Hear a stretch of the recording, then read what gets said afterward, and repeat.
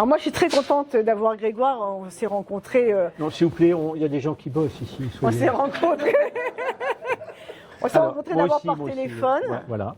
On a fait la même agence de communication il y a fort longtemps, dans les belles années de la pub. Il est derrière aussi, regardez, les membres d'honneur et soutien du réseau. Ah oui, bah là Grégoire, derrière, moi je regarde derrière. derrière. Et je suis ravie de l'avoir avec nous aujourd'hui à ce festival des auteurs francophones parce que je crois que c'est la première fois qu'on vous a en invité dans cette grande ville de New York. Vous n'êtes pas sûr? Non, je suis pas sûre. C'est vous qui m'avez donné l'information. C'est la première fois. C'est la première fois. Alors, je parle un peu de vous. Vous êtes né à Valenciennes. Vous Oui, bon, vivez. c'est pas un titre de gloire. Hein. C'est pas un titre de gloire. Non, mais ça. Vous connaissez Valenciennes un petit peu? D'accord. Bah, on va pas s'étendre. C'était bien jusqu'au jour où Tapi a acheté le match. VAOM. Et ça a foutu en l'air cette ville. C'est vrai. Bon, on va ranger les Kleenex. Non, parce qu'il faut comprendre pourquoi on écrit des livres un jour. Ouais. Mais alors moi, j'ai pas fait le lien avec le match de foot. Hein. Ah bah ça, bon, on va pas parler de ça. Allez-y. Donc je suis né à Valenciennes. Né à Valenciennes. Vous vivez 6 mois par an à Brooklyn, donc pas très très loin. Alors publicitaire reconnu de la magnifique époque de la pub, parce que ce n'est plus la même époque. Chez CLM BBDO, pour pas nommer cette agence qui fait une grande agence. Et puis vous changez de vie. Alors on vous connaît avec la liste de mes envies, un succès planétaire, traduit en 35 langues, je le rappelle, vendu à des millions d'exemplaires. Et puis la liste de mes envies 2, qui est sortie l'année dernière, Jocelyne est revenue. Il y a 3 ans. Il y a 3 ans, 2024, non? Eh ben, ah non. Ah bah oui. Bon, ça c'est pour le prochain. Et puis à côté de ces romans où on peut se reconnaître chez Jocelyne ou chez les autres, qui sont traités avec gravité, mais une réflexion, toujours beaucoup d'humour, beaucoup de légèreté. Il y a des récits plus intimes et moi, personnellement, c'est ceux qui me parlent, dont le dernier que j'ai lu et qui est là. Je l'ai lu d'une traite. Hein. Pourtant, c'est un sujet compliqué. C'est la perte d'un frère, c'est la dépression, c'est l'alcoolisme, l'inactivité, l'abus. Et c'est pas du tout mon genre de livre. Et j'ai adoré. J'aurais aimé ne pas l'écrire, mais bon. Voilà. Et voilà, donc. J'adore ce livre horrible. J'ai adoré. Non, j'ai adoré. J'ai adoré parce que vous êtes très lumineux. Vous êtes un homme lumineux. À chaque fois que je vous ai croisé à un salon et qu'on s'est rencontrés, qu'on s'est parlé, il y a une énergie de vie chez vous. Et donc, je me suis dit, on va lire un livre parce qu'il y a du Grégoire derrière. Et la vision, l'écriture de Grégoire sur un livre qui peut paraître comme ça difficile, elle est vraiment formidable. Donc moi, j'avais envie de vous le dire, mais je vous l'ai dit à l'époque. Merci. Alors, moi, j'ai envie qu'on s'est tout dit. On s'est tout dit. Je crois qu'on peut aller acheter des livres et les signer. Non, mais merci, ça me touche beaucoup parce que c'est des livres qui viennent forcément de loin. Et qu'on n'écrit pas si facilement que ça, même s'ils sont faciles à lire. Non, mais il y a un regard créatif sur la résilience. Et ça, c'est intéressant. Moi, j'aimerais savoir comment, Grégoire, on passe de l'écriture créative publicitaire à l'écriture narrative et de fiction. Comment on se décide un jour à dire, tiens, j'en ai marre de faire des slogans pour la lessive, je vais écrire des choses plus Non, d'abord, j'ai jamais eu marre de faire des slogans pour la lessive. D'abord, je fais partie des derniers créatifs, vous avez connu, on était moins dans le slogan que dans l'écriture publicitaire. Je me suis aperçu que j'aimais écrire depuis toujours, et étant un élève absolument tragiquement nul, ayant eu mon bac à 10,03, vous vous rendez compte de la chance que j'ai eu de l'avoir. Parce qu'à l'époque, ne pas avoir son bac, c'était être condamné à beaucoup de tragédies. Aujourd'hui, ça vaut pas grand-chose, c'est un truc en chocolat. Mais à l'époque, ça avait vraiment de la valeur aussi sociale. C'est-à-dire, tout d'un coup, ça ouvrait la faculté, on avait un niveau d'éducation. Et donc, après le bac, je ne savais absolument pas quoi faire, j'étais nul en tout. Et je savais que j'avais une chose qu'on a tous et qui est gratuite, c'était les mots. Et je me suis dit, c'est extraordinaire, j'ai quelque chose de gratuit qui s'appelle les mots. Je vais essayer de les vendre, parce que si on les met dans un certain ordre, ils deviennent vendables. J'ai découvert qu'il existait la pub à ce moment-là, qui était un métier, mais à Valenciennes, le foot et les corons, la pub, ça n'existait pas. Mon père croyait que j'allais dans une secte. Quand je lui ai dit que j'allais dans la pub, il croyait que c'était des sortes de drogués, de c'était des drogués à l'époque, c'est vrai. Je vous parle de ça, on est en 80, quoi. 80. Oula, 80. Qui est né? Même Dubaï n'existait pas en 80. Et donc, et j'y suis allé, j'ai adoré ça. J'ai adoré les mots, j'ai adoré les malaxés, j'ai adoré comme un sculpteur qui prend de la glaise, vous voyez, puis il fait sortir un truc qui est neuf. Alors qu'il n'y a rien de neuf, les mots, c'est l'ordre dans lequel on les met qui est neuf. Et puis j'ai vécu pendant 20 ans, comme ça, 30 ans, avec les mots, et puis ça grondait en moi. Et puis très tard dans ma vie, à la faveur aussi d'un changement de vie, d'une nouvelle vie, d'une nouvelle femme et tout, je me suis senti plus libre d'utiliser les mots pour moi, et pas que pour les autres, puisque j'écrivais la pub pour manger, si vous voulez, et j'ai décidé d'écrire pour moi, pour vivre. Un jour. Ouais. Et j'avais 50 ans et je me suis dit, ma femme m'a autorisé, parce que quand on se met à écrire, on se met en retrait des autres. Hein. C'est quelque chose de difficile, de très solitaire, de très long. Et elle m'a dit, mais si tu veux écrire, fais-le. Et je m'y suis mis, et ça a été l'écrivain de la famille. Ouais. Et je voulais écrire un seul livre, et j'ai continué la pub. Hein, pendant toutes ces années. Où vous étiez oui, à tel point que certains annonceurs disaient, mais est-ce que Grégoire est toujours là? Est-ce qu'il s'occupe de nous? Et oui, il est là, il fait vos campagnes. Ah bon, mais comment on peut faire des livres? Et ben voilà. Alors moi, je vous invite à aller sur le site de Grégoire aussi, parce qu'il y a une sorte de récapitulatif très drôle des grandes étapes de votre vie, notamment avec l'histoire des Converse. Hein, merci. Voilà. Bah oui, bah c'est voilà. Et donc les amoureux des Converse vont se retrouver aussi. Chez vous, et je le disais un peu tout à l'heure, l'humour, le sourire, est-ce que c'est votre réponse à vous, à cette enfance un petit peu avortée, un petit peu compliquée? Est-ce que au lieu de s'enfoncer, vous avez pris le contre-pied en vous disant, la vie c'est aussi sourire tous les jours pour s'en sortir?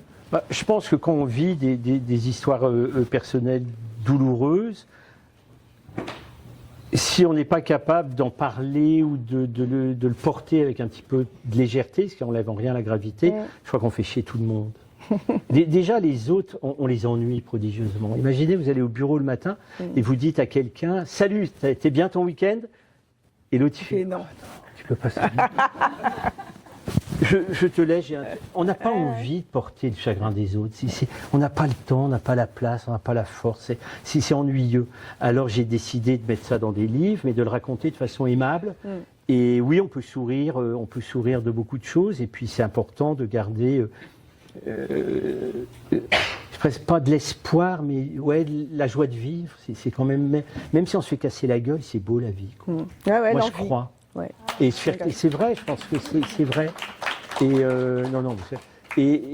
et voilà. Et donc j'ai avalé ça, j'ai absorbé ça, et je deviens plus, pas rigolo, parce que c'est débile, mais plus à l'aise avec ça, avec le temps. Mais vous m'auriez vu à 20 ans, j'étais une sorte de cadavre qui marche, quoi.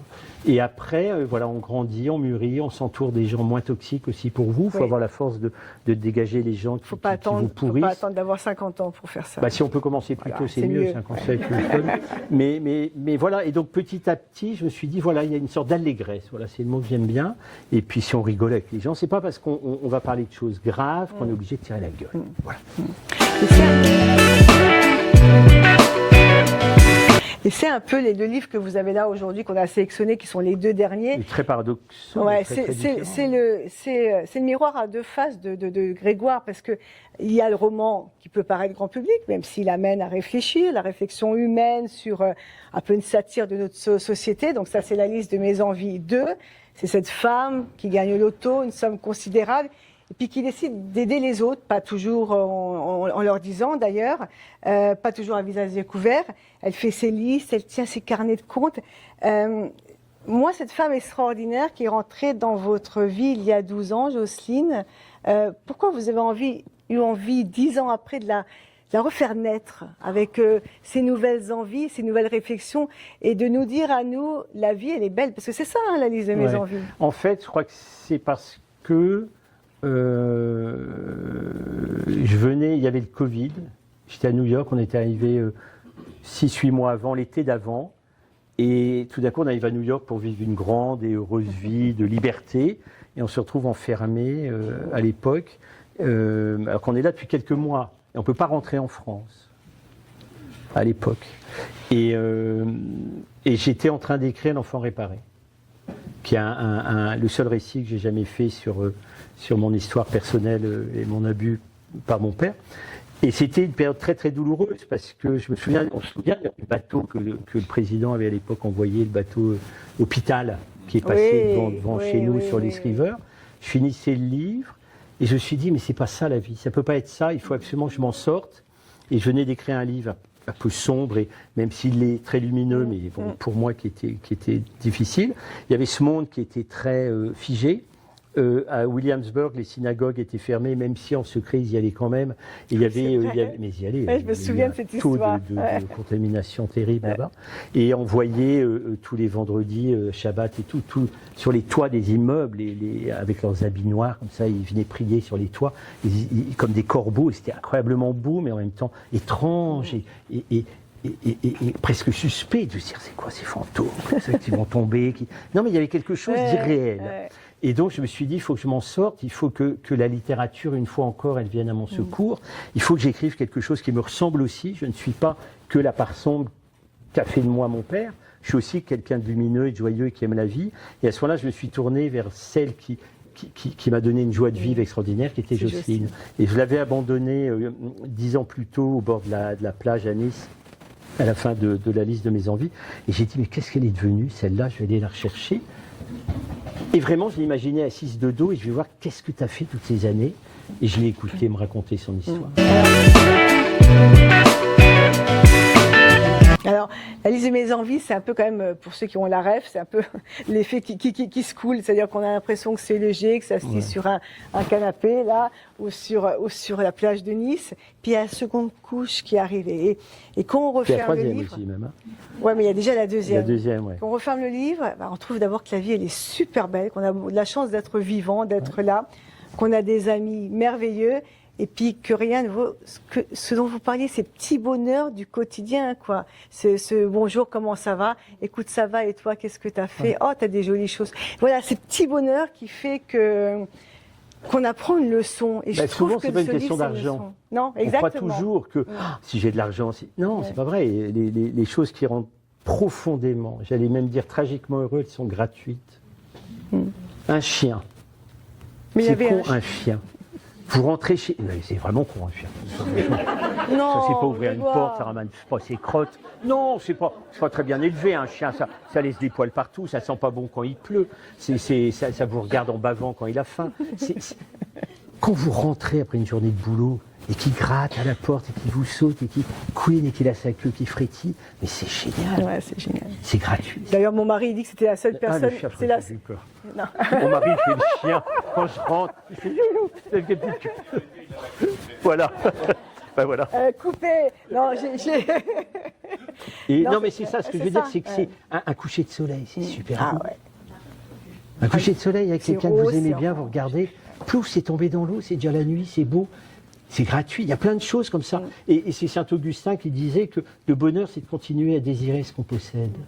Et c'est ça le livre. Il dit ça, ce livre. Il dit on l'a là à portée de main, mais on veut toujours autre chose. On veut de nouveaux téléphones, on veut machin, on veut les chaussures. Et on a tout. Toutes ces petites choses, elles sont là. Il faut en profiter, les essorer jusqu'à l'usure du bonheur. Mais vous le dites ça aux jeunes? Parce que je vais dans les écoles le dire. Parce que c'est vrai que c'est difficile pour les jeunes aujourd'hui. Je vais dans les écoles, j'ai une classe à mon nom à Valenciennes. J'ai une 3e de la cour, je vous jure que c'est vrai. Il y a depuis 3 ans, je suis allé, il y a 200 élèves, j'ai fait mon évangéliste du bonheur. Non, puis je leur parle de cul et tout, je leur explique, c'est vachement important. Ils sont à l'âge où tout bascule, quoi. Ouais, c'est pour avec ça. les réseaux, les machins, et moi c'est quelque chose qui me terrifie. Et j'adore aller dans les écoles, et j'y vais souvent. Et puis, comme je suis ni parent ni prof, j'ai une liberté de parole absolue. Je peux dire des gros mots, je peux parler leur langue. Non, mais c'est très très important. C'est très important. Ne cherchez par contre pas Grégoire sur les réseaux sociaux. Hein. Et moi, j'y suis pas. Non. Ça m'intéresse pas, mais mon réseau social, c'est mes livres. Si j'ai à dire, je vais pas dire ce que je mange, je vais pas. Qu'est-ce que je vais emmerder les gens avec mes chaussures, avec ce que j'ai regardé à la télé, ce que je mange. Je vais pas faire des selfies. Je n'ai jamais fait un selfie de ma vie. Quand les gens disent on peut faire une photo, je dis si vous voulez, on fait un selfie, je dis non. Ouais. Rien que le geste, mais c'est quoi on voit plus le monde, on regarde soi. On regarde son nombril et on n'aime pas les autres et on envoie des photos de soi en disant est-ce qu'on m'aime? Parce qu'on regarde le nombre de likes. Et souvent, si vous regardez, je crois qu'en moyenne mondiale, ça serait intéressant de voir le nombre. Je pense que si on arrive entre 7 et 12, oui, non, c'est souvent très, ça très doit être maximum. En moyenne, je parle. Mondial, la truc. Et on se dit, personne ne m'aime. Personne ne m'aime. Ouais. Même je les connais même pas. Et même mon cousin, il m'aime pas qu'il aime. Quoi. Et au fond, on crée des gens de plus en plus seuls. Ouais, je suis d'accord. Je parlais avec vous, avec Babette, de l'amour numérique. Oula, avec Babette. Non, mais c'est un vrai sujet. Je veux dire, moi, je chronique dans le journal le quotidien français La Croix depuis pour un an, quoi, tous les vendredis. Et j'ai traité ce sujet des gens avec l'intelligence artificielle, où il y a des véritables histoires d'amour. Il y en a une en France tragique et une ici aux États-Unis, où il y a une vraie histoire d'amour entre l'intelligence artificielle et une femme qui va jusqu'à faire l'amour virtuellement avec cette chose. C'est terrifiant. Oui, aux États-Unis, ça a tué ce jeune homme qui a été donc si on pète un plomb un peu. Donc j'aime bien aller un petit peu chez les jeunes tant qu'ils ne me donnent pas un coup de couteau quoi, dans les écoles. Non, il faut être prudent par les temps qui courent. Donc j'essaie d'être gentil, de faire jeune moi-même. Mais c'est important d'essayer de transmettre des choses que les parents n'ont pas le temps, savent pas toujours tout. Non. Regarde tous les phénomènes de masculinisation qui reviennent. Les enfants, ils ne vont pas dire à leur maman que les filles sont des... mais il y a un truc qui est sale, qui rampe. Il faut faire attention. Il y a des choses très très belles aussi qu'il faut remettre en avant. Voilà, alors, en parlant des choses moins belles et plus belles, c'est pas la première fois que vous parlez de votre histoire, de vous, de votre père, de cette famille, de ses blessures. Est-ce que c'est compliqué de se livrer comme ça? Parce que c'est à la fois c'est vous qui vous livrez, mais vous mettez dans cette livraison l'ensemble de la famille, des proches. Comment eux vivent ça et comment vous avez décidé de vous livrer?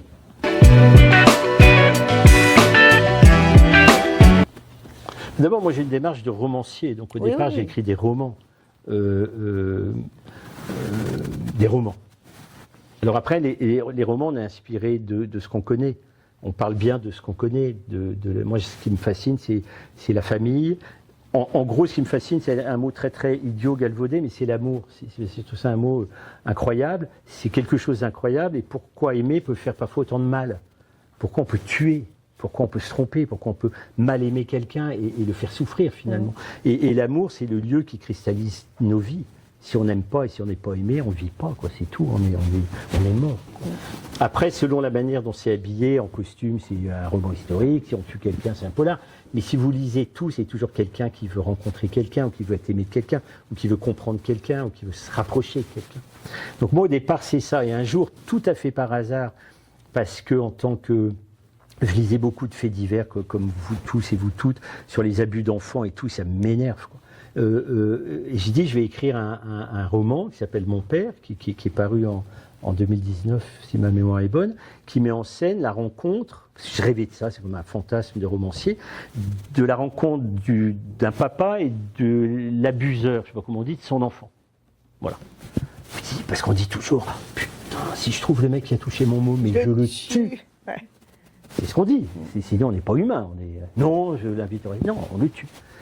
Alors le romancier, il fait quoi? Il met un papa qui trouve le possible violeur, on va dire, de son fils. Et je commence le roman comme ça. Et c'est fascinant à écrire parce que j'ai un couteau, je fais quoi? C'est pas si facile d'égorger quelqu'un. C'est pas si facile, même si on croit qu'on a la loi, la justice, même la morale de son côté, d'aller faire soi-même du mal. Et donc j'ai écrit ce livre. Et c'est un livre important. Et c'est un roman, et je suis tombé malade à la fin de ce roman. Et parce que j'ai compris que ce roman révélait. Et j'ai écrit à la suite de quoi L'enfant réparé, qui est un récit. Mais si vous voulez, au départ, c'est vraiment une démarche de romancier. Quand j'ai écrit L'enfant réparé, j'ai prévenu notamment ma sœur, j'ai prévenu mes parents étant morts, donc j'ai plus grand monde, et mon frère étant ce qu'il était. Donc j'avais pas de famille, si vous voulez, donc j'avais pas trop de problèmes de ce côté-là. Mais c'est pas me livrer qui est un problème, puisque quelque part j'ai un sentiment que les gens ils s'en foutent que ce soit réel ou pas. Ce qui est important, est-ce que c'est vrai? Oui. Et moi je fais une grande différence entre la réalité et la vérité. La réalité c'est, on est là, on peut se quantifier, on peut dire combien il y a de jeunes femmes, combien il y a de tranches d'âge, quelle météo il fait, mais la vérité c'est pourquoi on est là, qu'est-ce qu'on fait là? Et c'est ça que l'artiste, le photographe, c'est pas, il photographie pas un garçon nu avec une fille nue dans une bagnole avec un pétard et 3 flics avec des fusils, comme fait Jean-Pierre.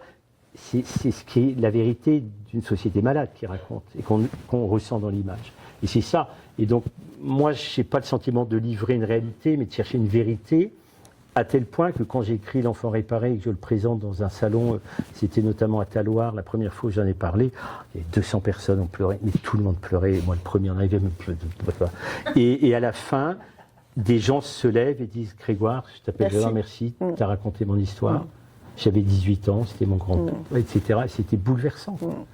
Et de se dire qu'écrire, c'est écrire l'autre. Ça, c'est extraordinaire. Oui, c'est ce qui se passe dans les livres positifs aussi avec Jocelyne. C'est de la même manière. Oui, on se reconnaît quelque part. Quand je suis venue vous voir à Nice, et vous veniez de sortir ce livre sur le Polaroid, vous m'avez dit, tenez, lisez ça, ce livre est important pour moi. Ouais. Et est-ce que c'est l'ultime livre sur votre histoire? Est-ce que vous avez fini de tout raconter? Non. Non, enfin, en tout cas, est-ce que vous avez décidé... Cette veine plus proche, on va dire plus proche, de ma réalité / vérité, c'est fini. Oui, parce que, alors en fait, pour ceux qui lisent Grégoire, c'est vrai qu'on ne sait jamais où il va nous entraîner dans le prochain livre, parce qu'il y a beaucoup d'auteurs qui ont un narratif, on sait où ils vont nous emmener. Bah vous nous emmenez de Jocelyne à votre famille. On voit le bonheur, oui, là, c'est ce que je suis en train de relire en ce moment. Ou Danser au bord de la ligne, qui est un livre absolument qui est incroyable. Mais moi, j'aime bien chaque livre, c'est un premier roman. Oui, c'est ça. Chaque moi, je me mets, c'est un premier roman, je réinvente, on fait tapis à chaque fois. Je n'apprends des précédents livres que ce qu'il y avait de moins bien dedans, quoi. Mais on ne va pas réécrire le même livre tout le temps. Après, on a son univers, voilà, oui, mais vos univers sont souvent très différents. Oui, j'aime bien aller creuser. Il y a une époque incroyable quand même. Humainement, on vit une époque incroyable, qui est multiple. Avant, c'était des grands schémas. Aujourd'hui, chaque personne est un monde entier, quoi. Alors, vous m'avez dit un jour que vos lunettes... Non, j'ai jamais dit ça. Si, vous m'avez dit un jour... C'est pas à vous. Que vos lunettes étaient toujours calibrées en dessous de la réalité. Oui, je le dis d'ailleurs dans Polaroid. Je sais pas, moi, vous me l'avez dit avant. Et... Moi, je le savais avant. Moi, je le savais avant. Je le savais avant tout le monde. Alors, pour voir le monde de façon flou. Moins dure qu'il est finalement. Là, je vous vois pas net, mesdames. Ouais. Bah, et là, tout est... c'est mieux. C'est mieux, ouais. Non, mais j'ai... Mais c'est un regard poète, ça aussi. Oui, je sais pas, mais c'est un choix que j'ai fait à un moment où je sentais que ça baissait un peu. Et l'ophtalmo m'a dit, il faut remonter un peu la dioptrie. J'ai essayé et ça me plaisait pas de voir trop de détails des gens. Trop net. Alors parfois c'est chiant parce que de loin, quelqu'un me regarde dans les yeux, je vois d'abord pas qu'il me regarde ou me fait un sourire parce que je le connais. Je sais pas qui c'est. Polo. Je connais. Mais j'aime bien garder cette vue légèrement floue. Alors, ça va, je sais qu'il y a une... Non, je vois tout à fait bien, mais je ne vois pas parfaitement net et ça m'enchante absolument. Alors moi j'ai une dernière question. Je suis le plus bel anti-rides. Oui, c'est ce que j'allais dire. Vous ne savez pas en quelle année je suis née. Non, dernière question sur la croix. Vous en avez parlé de ce petit exercice de style que vous faites tous les vendredis. Ouais. C'est quoi comment on est quand on est dans un exercice de style qui n'est pas le vôtre finalement? Parce que entre les mots courts de la pub et le temps long du livre, il y a ça. Ça, c'est un journaliste, Christophe Héningue, qui tient la rubrique littéraire de La Croix, qui aime mon travail, qui me suit depuis 10 ans, qui un jour, à la fin d'une émission de radio qu'on faisait ensemble, dit « Tiens, j'aimerais bien prendre un café avec toi pour te parler d'un article. » Et je pensais qu'il allait me confier un article à faire.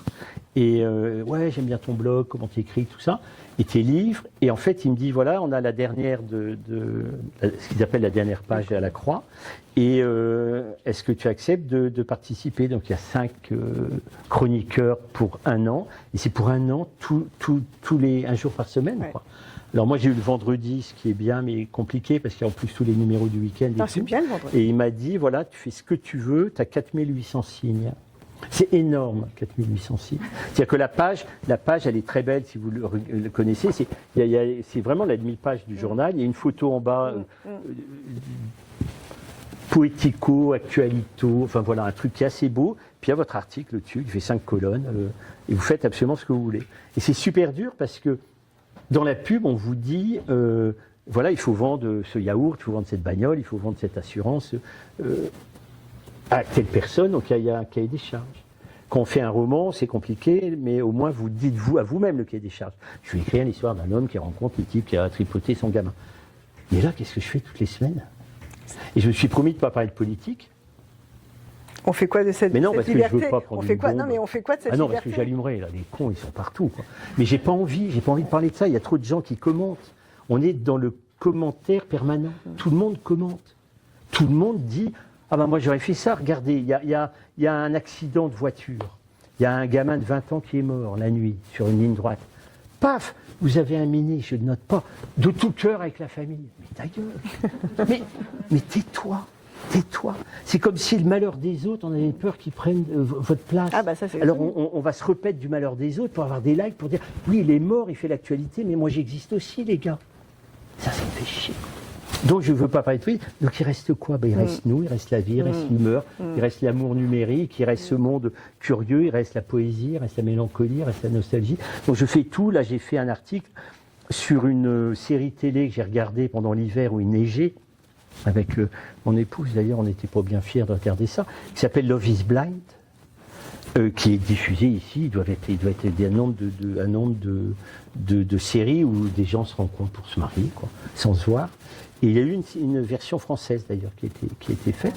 Et ça marche très bien. Et j'ai allumé cette série, mais avec beaucoup d'humour, là, hier. Et Loana, elle meurt la veille.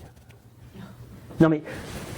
donc c'est sur la télé-réalité en fait, et c'était de l'actualité, donc c'est une chronique très contemporaine, mais en fait je me donne un regard d'écrivain sur le monde, donc parfois c'est très très drôle, parfois c'est très émouvant, j'ai accompagné des gens en soins palliatifs qui sont morts, je raconte comment une dame est morte que je ne connaissais pas, et j'ai passé un quart d'heure au téléphone avec elle alors qu'elle était en train de mourir parce qu'elle voulait me parler, je ne la connais pas. Et elle est morte 10 minutes après. Donc je raconte ça, par exemple. Ah, c'est des moments forts. Et c'est des moments, et j'ai beaucoup de courriers de lecteurs et de lectrices. Et voilà, je suis content que ça se finisse, parce que c'est un boulot énorme, chaque semaine, pendant 46 semaines. Ouais. Et là, je finirai mi-juillet. Donc il est temps de se précipiter dans la croix, pour vous dire.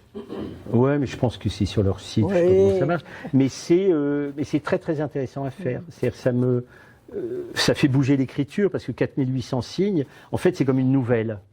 C'est-à-dire qu'il faut vraiment un début, un milieu, une fin. Si vous avez 2000 signes, pour ceux et celles qui écrivent, on sait que c'est un petit truc, ça va. Mais là, c'est vraiment une construction, il faut une tension, il faut une chute, il faut un sujet, quoi. Il faut une inspiration hebdomadaire, c'est pas évident. Ouais. Hein. Alors, moi, j'ai fait en avance, parce qu'on ne sait jamais. Je reviens beaucoup dessus, c'est beaucoup de boulot. Et puis, on a peur que ce ne soit pas à la hauteur, on ne veut pas décevoir, quoi. Mais c'est amusant, mais je ne ferai pas 2 ans de suite parce que je suis vidé, quoi. Alors après, vous regardez les dates, il y a Fête des Pères, est-ce qu'on fait un truc? Là, sur le Salon du Livre, j'ai fait un truc sur un livre qui raconte ce qu'il est, c'est quoi un livre. J'en fais un sur mes ateliers d'écriture, je fais beaucoup. Là, je suis en train de travailler dessus ce matin. Donc voilà, mais c'est un exercice de vitalité d'écriture qui est joyeux, mais très fatigant.